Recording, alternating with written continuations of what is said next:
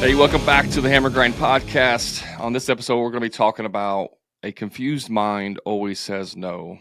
And this is topic that we're talking about is as a result of a lot of conversations that I have with clients and contractors. Whenever we have a new client joins the Profit Club, I always do a launch call where we really dive into their business, see where they're at, figure out their numbers, look at their financials, really get a great overall picture of what they're doing. And a lot of times it reveals instantly a lot of challenges that they may have, specifically in the sales process, but also it's an indicator of how they do everything else in their business. And I had this conversation yesterday with a new client. He'll know who he is when I start talking. But hopefully this will help other people as well, because I've also been victim of this, right? I've also done this just through sheer ignorance. And so hopefully this will shed some light on really what some of you may be doing to sabotage your entire business and or sales process or employees or whatever. And really what that is it's overcomplicating everything. I tend to see this more with like type C personalities or people who are very analytical, people who love data, people who love Excel spreadsheets, people who really look at numbers and like make decisions based on that. So if you're kind of an accountant, think of an accountant, engineer, could be an attorney potentially, just people who like are more C personalities who really like facts, who really like data and information. And what it ends up being a lot of times is they're using very complex formulas to figure out their pricing, or they're using a lot of data to try and make a decision. And I always say, we need data to make decisions, no doubt. We got to have the right data. We don't want to make decisions based on emotion. Data helps remove emotional decisions so that you can make a sound, choice whenever you're faced to make a decision with something. If you have the right data, and that can be like just on a regular day, that could be a walking down the street and someone's coming at you and it's a dark alley and it's at midnight and you're in your unfamiliar place and you made a wrong turn and you're not sure where you're at. And this guy's walking towards you, and he looks a little shady. Like your brain is processing data in that moment. Your brain is like, okay, this doesn't feel right. This looks shady. What are we going to do here? Are we going to cross the street to the other side? We're going to turn around and walk the other way? Are we going to get ready to fight? Like, what are we doing? Your brain's processing this information. And then that's where a lot of times you have this fight or flight mode comes in. And so anytime you have a confused brain where you're not really sure what's going on, the brain will always say no instantly, because your brain's responsibility is to keep you out of trouble. And so if there is an opportunity or a situation where you're giving too much information, your brain will be like, nope, let's get out of here. Nope, shut down. Nope, we're not going to make a decision, so on and so on. This is why a lot of people say don't sell past yes, things like that, because once you have a yes out of them, then the more information you spill out, the more data they have to process, the more confused they get, then they start changing their mind. They start saying no. That's why a lot of people say, don't sell past yes. But what I see a lot is a very complex sales process, or a very complex estimating process, or a very complex, work order process, or project management process, or order materialing process, a material ordering process. There we go. Use words, Brad. Sorry, I I started feeling a little sick this morning when I was working out, so I'm not at 100% right now. So forgive me if if I make up words or seem like I'm a little bit tired. I'm just not feeling the greatest. But I got to get this podcast out for you guys because it's so important to make sure we have this on a weekly basis. I've only missed, I think, 2 episodes in the last little over 2 years, 149 episodes. I think I've only missed 2 weeks, if I'm not mistaken. So I try to keep this consistent as possible. Okay, nobody cares. Back to the show. So we overcomplicate, guys. I've said this before. Complexity fails, simplicity scales. If you want to have a simple business, build a simple process. If you want to have a complex business, build a complex process. If you're tired of having frustrations and headaches and dealing with, employees making the wrong decisions and breaking things, make it complicated if that's what you want. But if you don't want that, if you're tired of that, then make the process simple. There's a very, very easy saying to put this in perspective. If an 8-year-old cannot understand it without further explanation, you have it too complex. An 8-year-old should be able to be handed a piece of paper with a process on there, and they can understand it and comprehend it without any questions, without any follow-up questions. If you can do that, then you are well on your way to having a very simple business. And simple is the way to go. Simple is simple. I know it's profound. Simple is simple, right? Complex is complex. So I was meeting with this client yesterday, and we were looking at some of his pricing structure. It's a very, very complex pricing structure. I'm not going to get into what he does or anything, but there are some elements to it that need to be figured out. Like there's some formulas that need to, because it's not just a straight cut, cookie cutter type of service that he provides. And so there's a little bit of complexity to it, but that complexity in how you figure it does not need to be passed on to the client. Like you can do the complex calculations in the background and then present your client with a very simple solution. And most of the time when someone wants work done, all they care about is what's the final number? What's this going to cost me? I don't care if there's, unknowns in there. I don't really care if there are allotments that I have to be in. All I want to know is what's this going to cost me? If you hand me a document and it says, well, for this, we use a 10%. And for this, we do it by the hour. And for this, we do a combination of hourly and percentages. And for this, we take that time. It's like, dude, make this simple for me. Keep it simple, stupid. The KISS method. Dumb this down. So all I have to do is look at a number and then make a decision. I don't want to do math. I don't want to do math in my head in order to decide if it's something that I want to do. A lot of places do this with sales. My wife and I are recently been looking at purchasing a camper, and we've been to a couple different places. It's like they have the price on there, the MSRP. And by the way, this is like a high anchoring technique. This is what we teach. We went to a show in Indy a couple weeks ago, and they had one camper in there. And we like to go look at like all of them, not just what's in our price point, right? But they had this fifth wheel. It was MSRP was $160,000, and the show special price was $99,000. Now you're telling me you're taking $60,000 off the price, right? Everybody does this, and everybody knows it's a bunch of crap because they're never sold for MSRP ever. It just doesn't happen. And then you get in there and it's like, oh, well, we'll give you an extra deal. But then you go to, maybe you go to actually buy it and it's like, oh, but here's all these extra fees. So they give you a $2,000 discount and then you turn around and have to pay an extra $2,000 in fees. So it's all this, bull crap games that they try and play with you. Car dealers do it. RV places do it. Maybe even service places do it. Cable companies do it. Oh, we'll get you in for, free installation and you can get the first 2 months free. And then you get a bill for $300 and like, what's this? And like, oh, that's the activation fee. Yeah, but you said free installation. Yeah, it is free. It's free for the tech to come out there, but we do have an activation fee of $300 that we don't tell you about. Right. And so all of this hocus pocus magic bullcrap, everybody's skeptical. Everybody's frustrated with the sales process. You have the opportunity to come in and make it so freaking easy that it's a no-brainer. You want to make it so easy that when they're done, the only option they have is to say yes. And a confused mind will always say no. So in my last podcast, I talk about saying less in your sales process. When you say too much, that's what you're doing. You're interjecting noise into the conversation, and now the brain has to try and process all of that.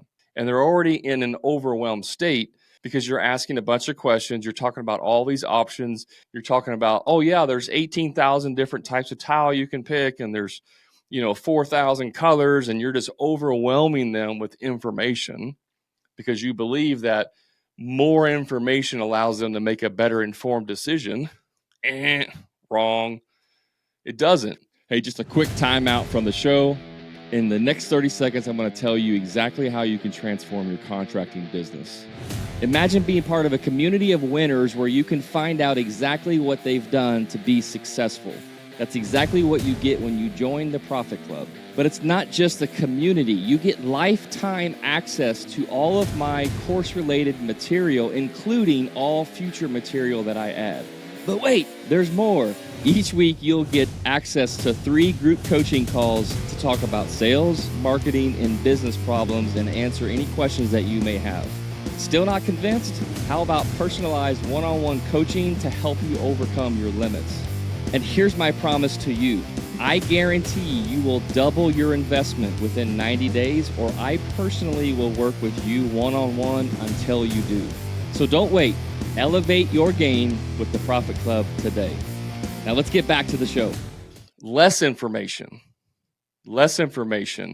more clear, precise, and simple information removes the roadblocks in their mind to be able to make that decision. So if you want to have an easier and more repeatable, by the way, if you want to hire sales teams, if you want to hire salesmen to come and do stuff for you, if you have a complex sales process, it's going to screw them too, right? So make it so easy that an 8-year-old could come into your business and go out and sell your product. If you can do that, you will be 99.9% ahead of all the other competition because nobody does this stuff. So you have to look at this in your business in all areas. How do I make my material ordering process simpler?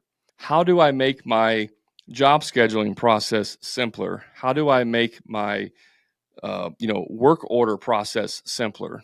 How do I make the actual job simpler?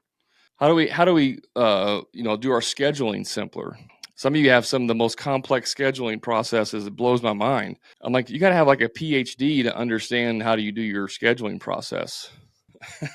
I get caught, but people ask me like, hey man, we're so busy and what do you, and then we get rain delays and it screws up our entire schedule.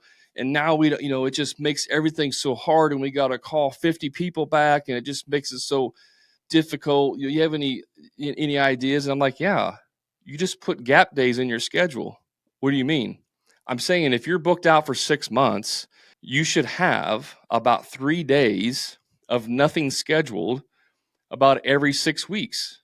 So you book a job that's going to take 6 weeks and then you put a 3-day gap in there. Well, I don't want to do that because then what happens if we get there and there's no work to be done? Guys, you can always call a customer a week or 2 out and say, hey, great news. We're going to be able to start your job 3 days earlier. But what happens half the time is that you always go over on jobs. And so then you have to call everybody, especially if you're doing smaller jobs.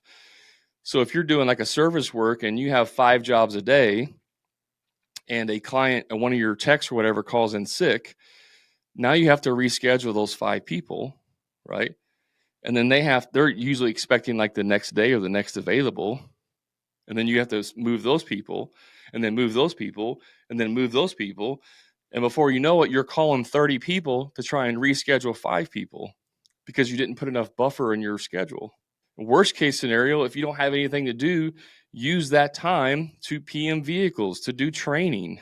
Like you build that into your system, guys. You build growth, you build training, you build downtime, you build gaps in your schedule on purpose. And then you can also even have like maybe you do like bigger jobs, but you also do repairs. If you have a gap day, you can use that day to fill in for some repairs. There's so many ways to do this, but you guys make it so freaking complicated. No wonder you're wound up and stressed out and working 80 hours a week and freaking drinking alcohol and doing drugs because you can't keep up. Because you've made your life so freaking complex when it doesn't have to be. Because you believe that you're the only one on earth that can do your job. I got news for you guys. There's hundreds and hundreds of thousands of people that can do your job, and they can do it better than you. I know that's a stroke to your ego. I know you're like, F you, Brad. Nobody can cut crown the way I crown. Nobody can cut crown the way I cut crown. Screw you, man. I'm the only one that can lay pavers. I'm the only one that can do painting. That's what's. It's like, you guys are ridiculous.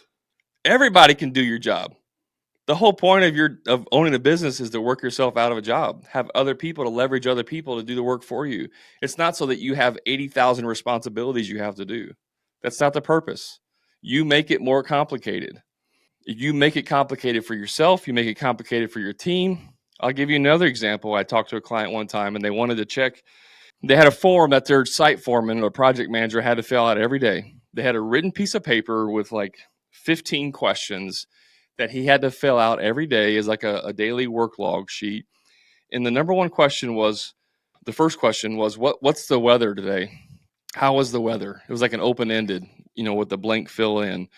What was the weather today? And I said, this is an interesting question. Why do you ask this? And they go, well, we want to know if sometimes if it's raining and we're doing outside work, it shuts down production. And we want to know if the schedule was affected, if the production was affected by rain. I said, okay, that makes sense. But how often does it rain throughout the year where your projects are shut down? And they, I let them think about it for a second. And they said, I mean, I'd probably have to guess maybe 20 days.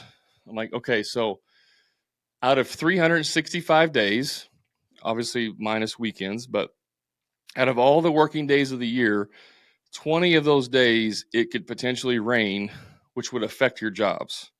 Yes. And you want your superintendent, project manager, foreman to answer this question every single day. Yes. And you don't understand why they don't like filling out this paper. Well, I don't know what you mean. Well, you're making them do something that only affects like 15% of their schedule. And the rest of the time, it's just a waste. It would be much easier if you wanted to know that information to have a little question with a checkbox and said, did it rain today causing delays? And they just check it. Otherwise, they leave it unchecked. So they don't have to answer that question. They only answer that question if it pertains to that day. That is an example of how you've made a complex problem of filling out actual words with their pen and made it a simple check.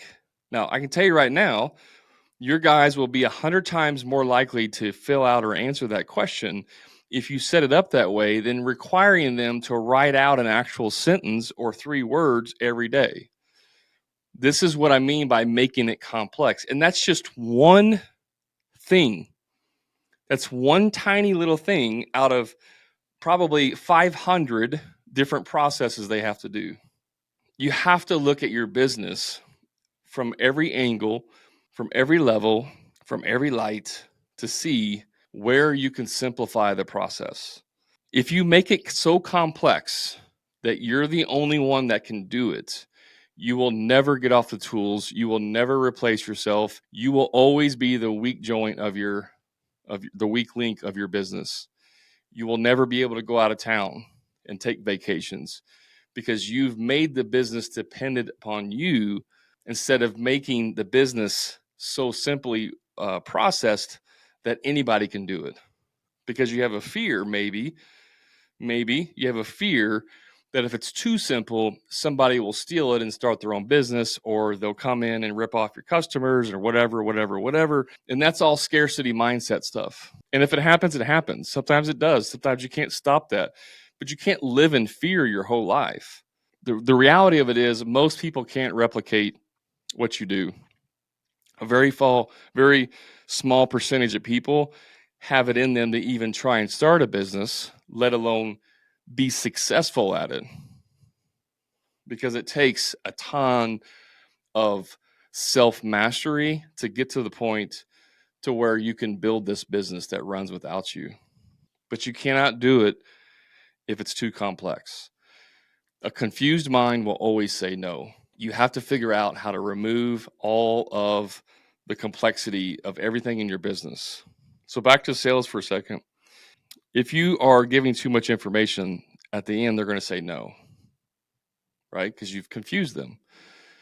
If you give them a few choices of what they can do, then now you've made it simple. Here's the 3 choices. We can do super elegant. It's going to be $30,000. We can do middle of the road. It's going to be 20,000. We can do conservative. It's going to be 10,000. Which one makes the most sense to you? That's it. I gave them 3 choices: high, middle, low. Which one makes the most sense to you? Well, we don't want to do cheap, Brad. I mean, we don't want to go the cheapest. We want to have a good quality. So probably somewhere around the 20, 25,000. Perfect. Perfect. We can definitely come up with something that will meet all your demands and provide you with a great experience. Sign here, right? That's essentially what you do. Some of you, they're like, how much is this going to cost? Well, it really just depends. It just depends on if it's a full moon out. It depends on the tide, if it's a high tide or low tide. The trajectory of the earth kind of comes into play, and how many days it rains and this and that. And so I had this super complex formula here. I'll just give it to you so that you can see exactly what it's going to cost. You go take a math class and a physics class so that you can understand this complex formula, and then let me know, when you're ready to move forward. Now, obviously, that's a gross over exaggeration, but it's not too far off from some of you, because some of you have made it so freaking hard.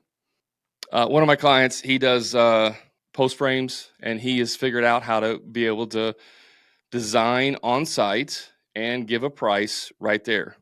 And that's fantastic. If you can go out and look at a job and do the estimate or the bid right there on spot and get a signed contract and a deposit, that is fantastic. You should aim towards that. Okay. Some of you may not be able to do that depending on the complexity of what you do, but there's still ways to continually try to shorten that process. And this is where constant never ending improvement, comes in. If you're familiar with the Japanese, they have Kaizen. It's a process that they use in their manufacturing, where they say, how can we basically remove waste? How can we make this process simpler? And so if you do Kaizen in your business, you look at a process and you say, how can I make this simpler? How can I remove roadblocks in this process? And I love what Elon Musk said one time in an interview. A guy was asking him he was talking about his cars, Tesla. There was a specific issue they were having with the battery, where the way the battery goes together, and there's like a dampening material they would put in between, and they were having problems trying to fix this process, and it was a bottleneck in their assembly line. Like, cars would get to this section and it would slow down because it took too long to fix this problem. And so Elon looked at it and said, I don't remember the exact steps. Let's just say it was 15 steps to do this process. He said, what can we remove from this process to make the steps shorter? And they looked, and there was like 2 or 3 steps they could remove. So they went from like a 15-step process to like a 12-step process. And then from there, he was able to optimize the actual process, the steps, to make them quicker. But he said the first thing is you need to remove so many things from the process that you're forced to have to put a step back in. See, some of you are sitting in an office in your ivory tower, and you're like, gosh dang it, my guys always screw up.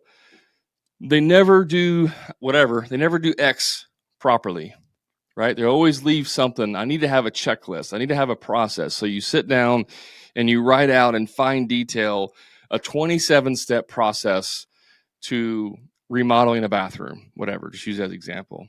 Here's the 27-step process to remodeling the bathroom. It's like step 1, start the truck. Step 2, drive to the customer's house. Step 3, put the truck in park and turn it off, right? Because you want to make sure you don't miss anything. You told me to get it down to an 8-year-old can understand it. I'm like, okay, you completely missed the point. But let's just say you have this 27-step process. How can you reduce that, right? How can you make it from 27 down to maybe 15? Make it a 15-step process. Better yet, how can you get it down to 10? If you had to condense this 27-step process down to 10, what would you take out, right? And so that exercise of removing all of the unnecessary steps and or combining certain ones first shortens the overall, length of it, and then you optimize for what you have. Because if you have a 27 step process and you try to optimize that, what you usually end up with is even more steps. And it's unnecessary optimization because you could have removed 5-10 of those steps and you don't need to optimize those steps. So in your sales process, in your workflow process, in your checklist, in your your material ordering process, I'll get it right eventually. In your order material process, in your material ordering process, in your hiring process, like onboarding new workers, like every area of your business can be simplified, and it will remove a lot of this confusion, which will keep people's brain from shutting down, okay, from saying no. So keep it as simple as possible. Don't overcomplicate it. And if you want help with this, reach out to me. I'd be more than happy to share with you how we can take your business from overcomplicated to very simple, and it makes it so much easier. And you actually start enjoying your business. You actually start waking up excited about what's ahead because you have a process that's simple and easy to operate each day. So if you want help with that, always feel free to reach out to me. There's links in the show notes. You can schedule a call with me. We can talk about it and see if you qualify for the Profit Club. And if you do, then we'll definitely take your business from, confused and hopeless to confidently focused, right? I like that. Confused and hopeless to confidently focused. That may be a new saying. I just came up with that on the spot. Are you proud of me? Pat myself on the back. All right, guys. Thanks for hanging out with me today in my delirious mind. If you know where to find me on the socials, Hammer Grind Podcast on TikTok, Instagram, Facebook, YouTube. Just search for it. You can find me there. Send some love, leave a review, and remember, until next time, profit is not a dirty word.